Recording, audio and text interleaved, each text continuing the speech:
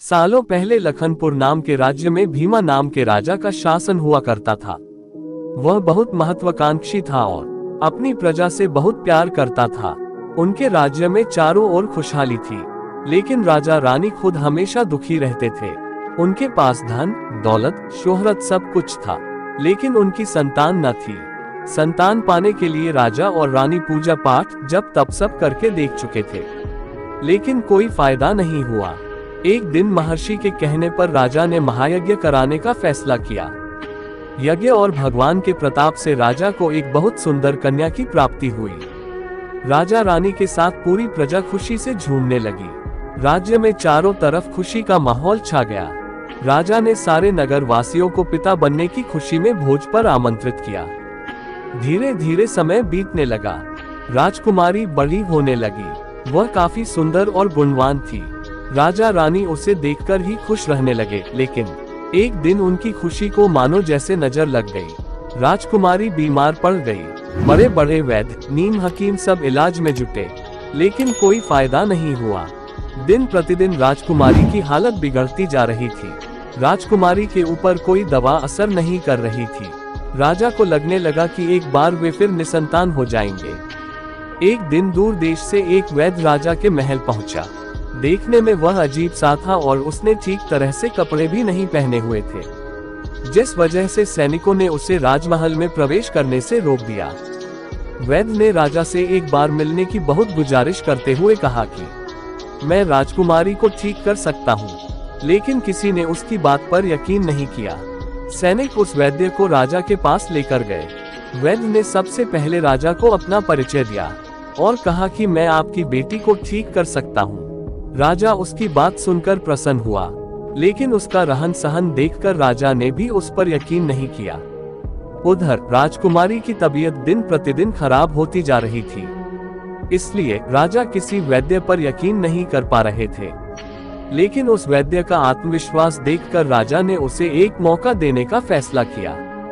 राजा ने वैद्य को बोला कि अगर राजकुमारी ठीक नहीं हुई तो अंजाम भुगतने के लिए तैयार रहना। इस पर वैद्य ने बोला ठीक है, लेकिन अगर राजकुमारी ठीक हो गई तो मुझे क्या मिलेगा?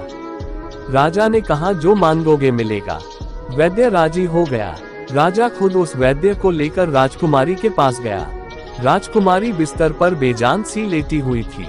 ऐसा लग रहा था जैसे किसी ने उसका सारा नूर निकाल लिया हो। चेहरा दर्द में डूबा पीला पड़ गया था। वैद्य राजकुमारी के करीब पहुंचा और नब्ज टटोलने लगा। फिर उसने थैले से जड़ी बूटियों से तैयार दवा की पुड़िया निकाली और राजकुमारी के मुंह में डाल दी।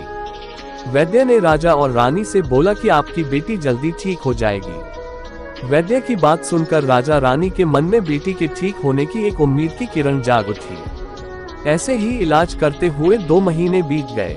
धीरे धीरे राजकुमारी की हालत में सुधार होने लगा।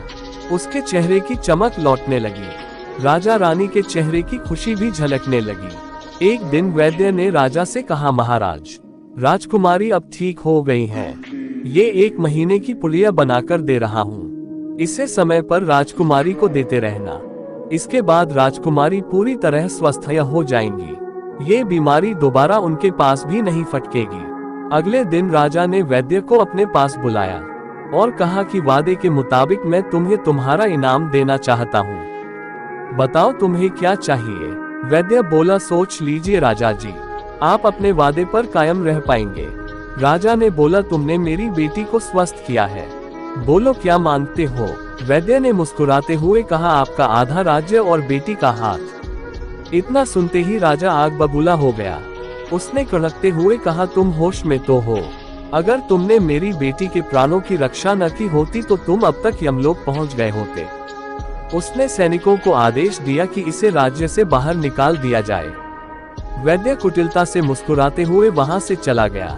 इस घटना के कुछ दिन ही बीते थे कि एक दिन फिर राजकुमारी की हालत बिगड़ गई। उसका शरीर नीला पड़ गया। आनन फानन में राजवैद्य को बुलाया गया। राजवैद्य ने बताया कि राजकुमारी को जहर दिया गया है। इसका तोड़ किसी के पास नहीं है। कुछ देर बाद राजकुमारी ने दम तोड़ दिया। पूरे राज्य में मातम छा गया। राजा रानी शोक में डूब गए। छानबीन में पता चला कि वैद्य ने राजकुमारी को 1 महीने खाने के लिए जो पुड़िया दी थी, उनमें से ही एक पुड़िया में जहर था। वैद्य को पहले ही शक था कि राजा उसकी बात नहीं मानेगा, इसलिए उसने एक पुड़िया में जहर भरकर रखा था। उसने सोचा कि अगर राजा शादी के लिए मान जाता है तो वह जहर वाली पुड़िया हटा देगा, लेकिन अगर नहीं माना तो इसकी सजा राजकुमारी को भुगतनी होगी। वैद्य की चाल कामयाब हो गई। कहानी से सीख, अगर किसी से कोई वादा किया है तो उसे पूरा जरूर करना चाहिए। धन्यवाद।